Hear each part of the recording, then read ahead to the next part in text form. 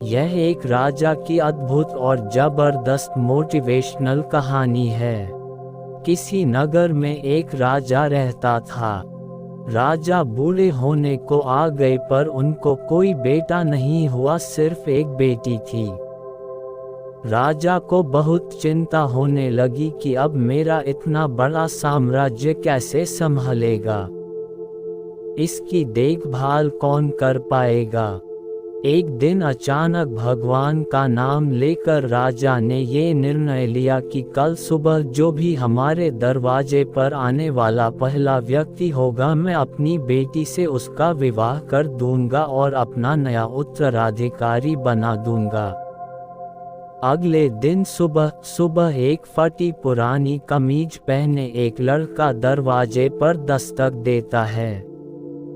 राजा ने प्रभु इच्छा समझकर अपने निर्णय के अनुसार अपनी बेटी की शादी उस लड़के के साथ कर देता है और अपना सारा राजपाट उसे देकर पहाड़ों पर संन्यास को चला जाता है। अब ये नया राजा राजपाट के बारे में जानकारी इकट्ठा करने की कोशिश करता है।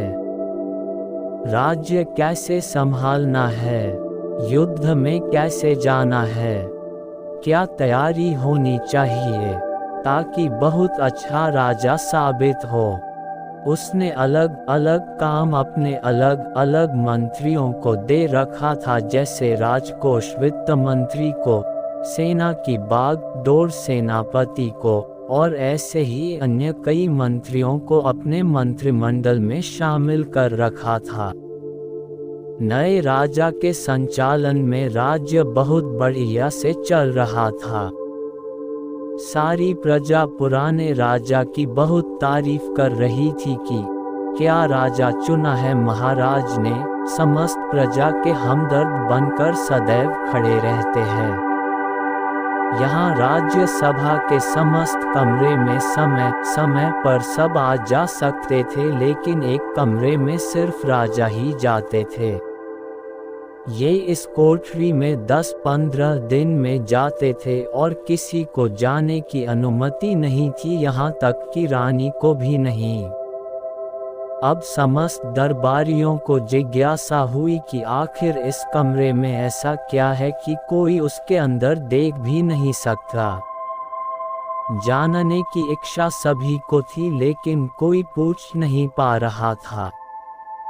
फिर बड़ी हिम्मत करके वित्त मंत्री ने पूछ लिया कि माफ कीजिएगा राजा साहब, लेकिन आखिर इस कमरे में प्रवेश वर्जित क्यों है? क्या है इस कोठरी में? राजा ने उन्हें दौड़ दिया और कुछ नहीं बताया। कुछ दिन बाद सब ने कहा कि अब सेनापति ही पूछ सकते हैं, इनकी बात राजा को माननी पड़ेगी। जब सेनापति राजा से कमरे के बारे में चर्चा किया तो राजा ने उन्हें भी कुछ नहीं बताया।